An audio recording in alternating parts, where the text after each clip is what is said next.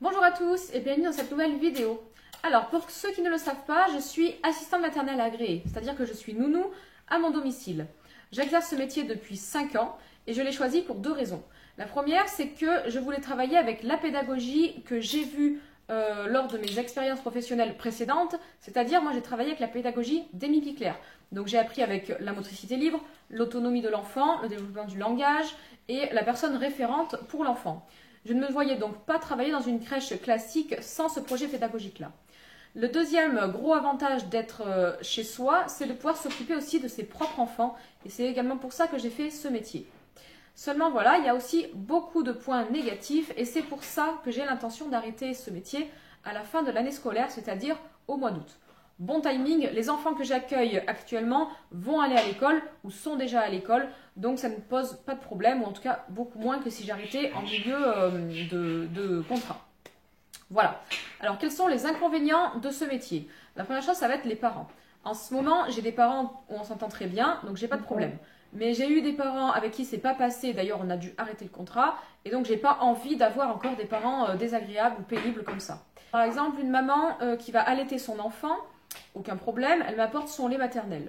Sauf que là, elle m'avait dit, le lait, vous ne le faites pas réchauffer au chauffe-biberon, vous le faites réchauffer sous l'eau chaude. Donc c'est-à-dire qu'il fallait que je laisse couler l'eau de mon robinet jusqu'à ce que l'eau chaude arrive, parce qu'elle n'arrive pas forcément tout de suite, et que je laisse couler l'eau chaude jusqu'à ce que le biberon veuille bien se réchauffer. Et tu vas me payer mon eau qui coule pendant ce temps ou pas là? Et en plus, j'ai essayé, j'étais de bonne foi, j'ai essayé, mais le biberon ne chauffe jamais. Voilà, le chauffe-biberon c'est très bien, ça chauffe à la vapeur, c'est parfait. Donc des choses comme ça qui vont être titilleux. Les parents aussi qui ont l'habitude de porter leur enfant en écharpe, moi je leur dis, bah non désolé, je n'ai pas d'écharpe, je n'ai pas l'habitude, j'ai une poussette double, j'ai un porte-bébé, c'est très bien aussi. Et bien il y en a qui vont insister, non je veux une écharpe, je veux pas...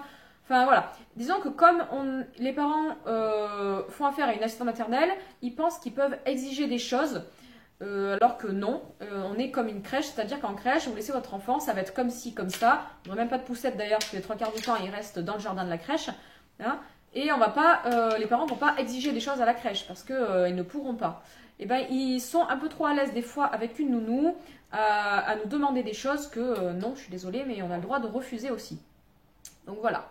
Ensuite, les points négatifs, ça va être quoi? Et bien tout simplement le matériel que vous achetez régulièrement qui est cassé, détérioré par les enfants, qui est cassé parce qu'ils ne l'utilisent pas correctement. Je vous mets quelques vidéos tout de suite.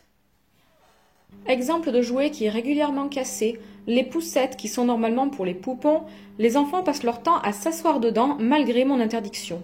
Celle-ci, l'élastique est complètement détendu, celle-là, il a carrément cassé. Et celle-ci est encore d'aplomb, heureusement, c'est la dernière que j'ai achetée.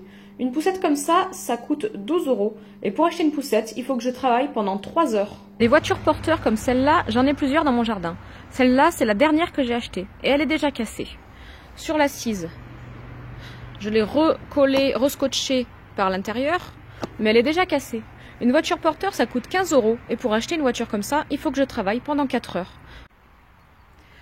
Autre inconvénient quand tu es assistante maternelle et que tu dois prendre ton véhicule personnel. Déjà, c'est que tu dois systématiquement utiliser le mode 7 places. Parce que moi, par exemple, j'ai besoin de 4 sièges auto. Donc, il faut que je mette ma voiture en permanence en mode 7 places. Ce qui fait que je n'ai plus de coffre. Plus du tout. Voilà, donc quand j'ai besoin de prendre une poussette, par exemple ma poussette double, je suis obligée de la mettre devant sur le siège passager. Ce qui est très inconfortable. Et en plus, quand les roues sont mouillées, bah, ça salit mon siège. En parlant de salissure du siège, donc là j'ai encore un enfant qui est dos route parce qu'elle est trop petite pour être face route.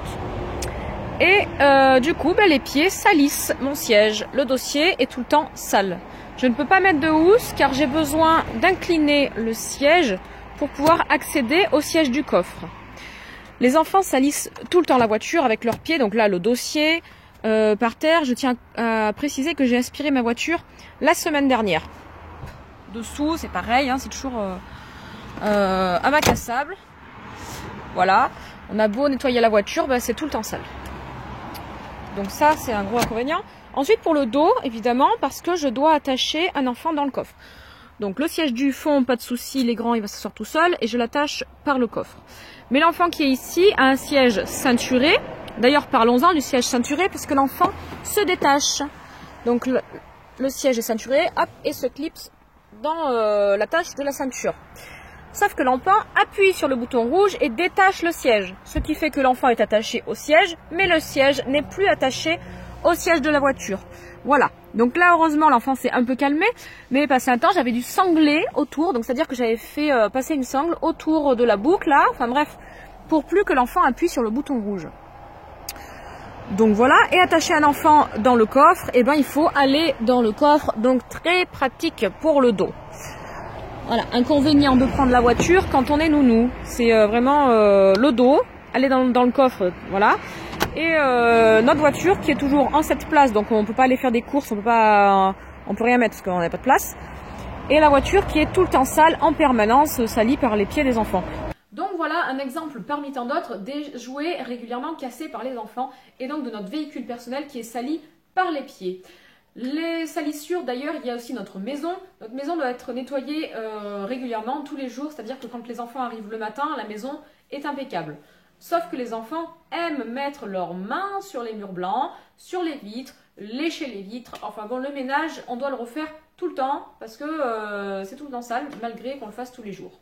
Inconvénient aussi, on va parler du salaire. Le salaire, on est conseillé de suivre le tarif moyen qui est appliqué dans notre ville pour être compétitif avec les autres assistants maternels. Le salaire, quand j'ai commencé il y a 5 ans, j'étais à 3,20 € de l'heure. Maintenant, je suis à 3,60 €. Donc, ce n'est pas un gros salaire. À ça, on va ajouter les frais d'entretien, ok. Sauf que les frais d'entretien, je vais les utiliser, par exemple, pour le chauffage de ma salle de jeu, pour l'eau et le savon qu'on utilise pour laver les mains des enfants, pour se laver les mains après avoir changé la couche. Les frais d'entretien, on les utilise pour acheter des mouchoirs pour les enfants. Et puis les jeux qui sont cassés en permanence. Voilà, c'est tout plein de choses que les frais d'entretien, du coup, sont utilisés. Donc ça ne rentre pas dans notre poche. Et quand on a des frais de repas, eh ben, l'enfant mange. Donc on utilise aussi ces frais de repas.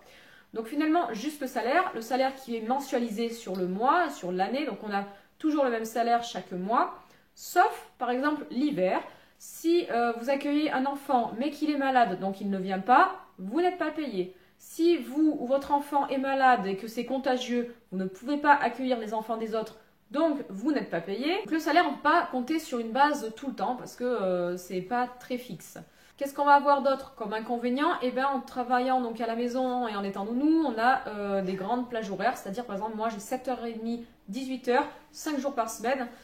Donc ça fait une grande plage horaire. Alors vous allez dire, oui, mais les enfants, ils dorment. Oui, alors ça c'est en théorie. Hein. Alors j'en ai qui dorment bien en ce moment, ok. Mais j'en ai eu qui dormaient une demi-heure par jour. Des fois, ils dorment pas tous en même temps parce que c'est pas leur rythme, donc ils dorment en décalé. Donc finalement, vous n'avez pas de pause. Sachant qu'à 18h, votre journée n'est pas terminée puisque vous devez faire le ménage de votre salle de jeu, de la cuisine, enfin de la maison quoi, de toutes les pièces où vont les enfants.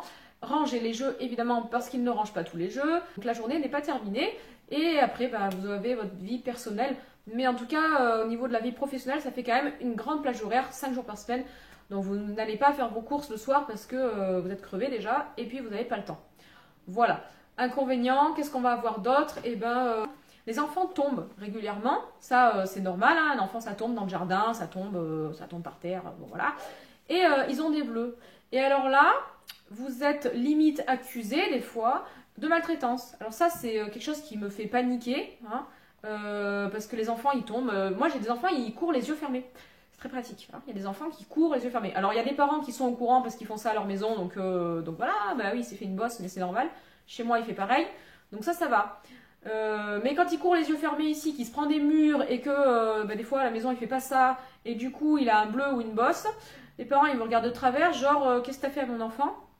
Alors non, je tape pas vos enfants, hein, loin de là. Du coup on a toujours peur d'être accusé, à tort évidemment, et c'est aussi pour ça que j'arrête parce que voilà, des fois ils ont un bleu et il faut justifier alors que l'enfant il est tombé de sa draisienne et il s'est fait un bleu quoi, comme tous les enfants. Donc voilà, c'est un peu panique tout le temps. L'enfant il tombe, vite, on regarde, on met une crème, on met quelque chose parce qu'il faut pas qu'il y ait de bleu en fait, sinon on va croire qu'on l'a tapé. Donc voilà. Donc beaucoup d'inconvénients, malgré tout j'ai aimé quand même ce métier, j'ai aimé m'occuper des enfants parce que j'aime m'occuper des enfants. Mais c'est un métier voilà, que j'ai fait pendant 5 ans et que là je dis stop, je fais autre chose, je veux faire autre chose. Et en tout cas, si vous voulez vous lancer dans ce métier, sachez que c'est quand même un très beau métier, mais réfléchissez bien parce qu'il y a aussi beaucoup d'inconvénients à être nounou chez soi. Voilà, bisous, à très vite!